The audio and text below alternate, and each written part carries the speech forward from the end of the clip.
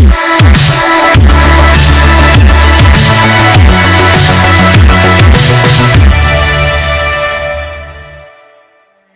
I just got off from my work. Busy po talaga sa store. Ang dami na po namimili. Nagkakaubusan na po ng round fruit.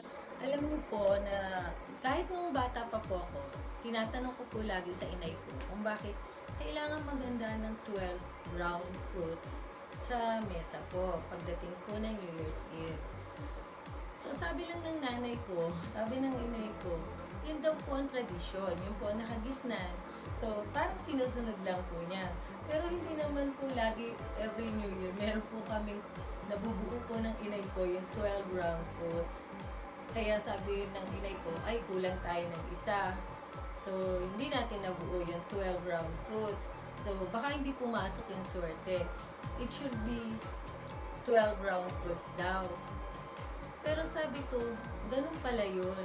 Tapos nung lumaki na po ako, nagkaedad na ako, naintindihan ko na po na yung po palang 12 round fruits, it's not only brings good luck and prosperity. Yung po palang 12 round fruits, nagre-represent po pala yun sa 12 buwan sa buong taon. Kaya, so kailangan meron daw sa mesa nun kasi bawat buwan, so we have 12 months for a year. So, merong January, February, March, and so forth. Yun, kailangan buo para yung buong taon, puro swerte ang papasok sa bahay mo o sa buhay mo. And then, sabi ko ng inay ko, lagi daw dapat may watermelon. Kasi yung watermelon is color red. Yung red po kasi, it's a good luck color para po sa mga Chinese na na-adapt po ng mga Filipinos. Tapos meron po ding apples, yan, mga oranges, yan, mandarins, oranges, mga ganun po. Tapos, nasa sa atin na yung kung ano pa po may dagdag natin. Pwede po tayo magdagdag ng guavas, ano pa, pomelo, and pala yun. Tapos meron po ako natandaan na nabasa ko na kailangan daw bago mag New Year's Eve, kakain ka ng grapes na 12 pieces bago mag-12. Oo, bago dumating yung 12 o'clock na you're welcoming the New Year by eating 12 pieces. Pwede din po natin idagdag yung cantaloupe o yung melon at saka longgans, and if ever available ang lansones, rambutan, yung mga ganun. Basta mabulang po natin. At siguro pandagdag. Pwede daw naman gawing 13. They said. Hindi ko lang po sure. Basta 12 rounds. Sa store po namin, meron po kaming, meron akong na-display na persimmons, mga velvet apples, yung mga ganyan. Yan po pwede natin isama sa 12 round fruits. Kung wala na po talagang available na pwede pagpilian, pwede po tayo magdagdag. O kaya yung Asian pears, yung Korean pears, yan, pwede po yan. Marami po talaga. O kaya yung iba, so, by doing that kasi, ini-invite natin po daw yung swerte. Pero alam niyo po, ang swerte po naman, magiging maayos po ang buhay natin. Magiging maayos po ang pamumuhay natin for the whole year kung masipag po tayo. Kung naghahanap buhay po tayo. Hindi po lang natin dapat iasa na, ay kumain ako ng 12 rounds fruits in New Year.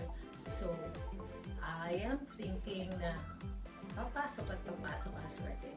Kahit po kumain po tayo ng 12 round fruits, magkanda, laki na po ang tiyan natin, kasakit na po ang tiyan natin kakakain ng 12 round fruits. But, if you will not work hard, wala din po.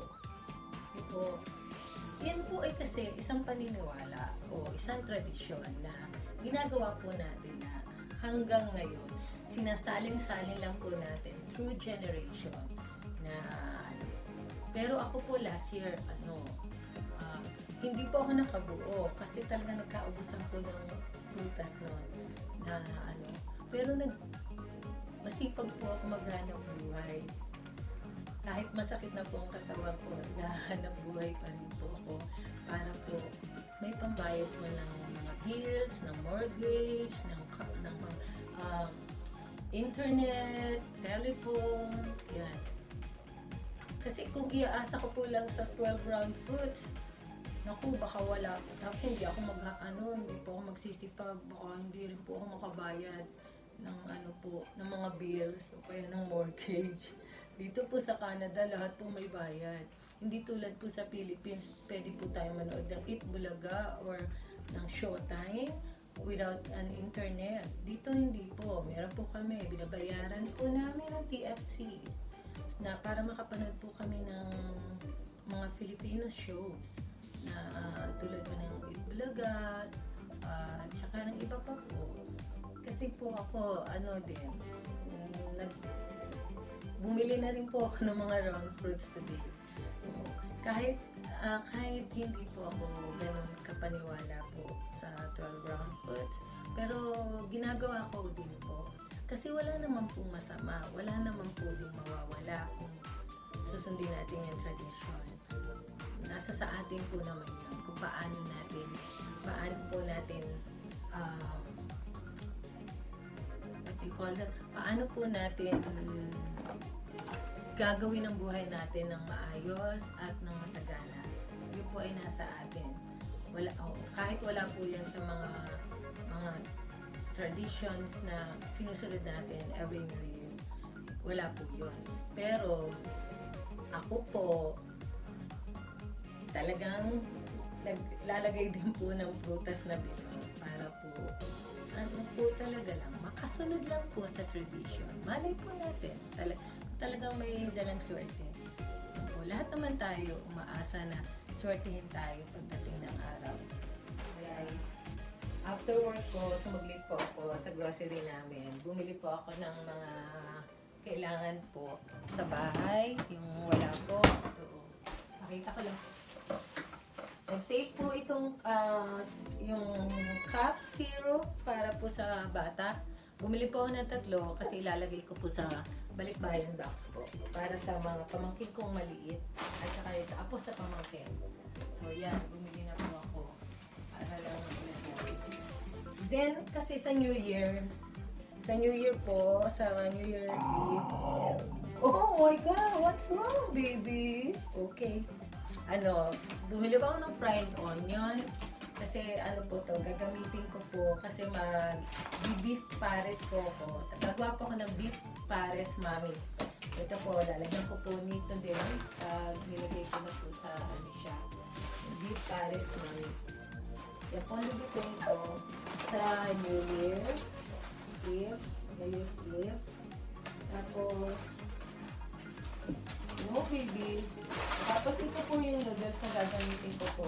Dun sa beef pares mami ko po. Ito, masarap po talaga ito. Dried na noodles. Tapos mag-spaghetti po ako. Kasi gusto po ng anak ng lalaki, spaghetti sa kanya. Tapos Eve. Kaya bumili na po ako niyan. Tapos bumili po ako. Kita po ako ng corned beef na Reno ang tatak, ang brand. Na-try ko po ito. Kasi, malagay with chunks. Yan, corned beef. Lalagay ko po kasi ito sa spaghetti. And liver spread para po sa spaghetti ko rin. Tapos bumili lang po ako nito ng mga prutas na ilalagay ko po sa 12 rounds. Meron na po akong pomelo. Tapos may isa po akong Korean pear. Tapos meron po akong Asian pear. Kasi 12 lang po eh. Diba? So hindi pwedeng sumobra. Bumili po ako ng ng capsicum po. Kulay red and green na capsicum or bell pepper. Lalagay ko po sa afritada. Chicken afritada. Para sa New Year's Eve din po. Yan po lulutin ko. Beef pares mami. Then chicken afritada. Why, silly? Chicken afritada.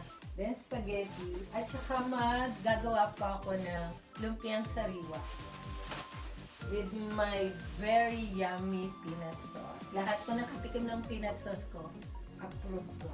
Masarap po talaga ang mag-peanut sauce. Tapos ito po, lalagyan ko siya ng jicama. Tawag po namin dito sa store jicama o singkama. Jicama.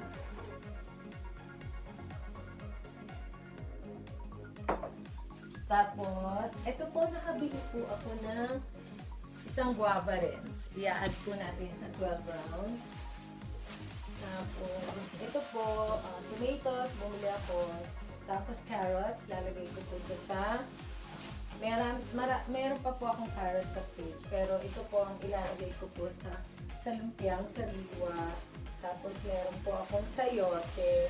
And, ito po, sweet potato. Tapos ang ilalagay ko po sa chicken na fritada ay hindi po patatas, kundi sweet potato o kamote. Yung pong ilalagay ko at saka carrots. Tapos capsicum po na kulay red. Ito po yung kamote. Lalagyan ko rin po ang lumpiang sariwa ko niyan. Tapos sa husband ko. Tapos binili ko po si husband na sweet tamarind. Ito po, paborito po niya yan. Ito sa paborito ko. Alam niyo po, sa totoo marami pong paborito.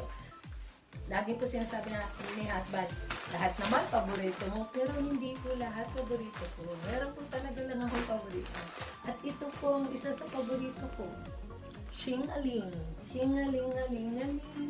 Yeah. Alam niyo po.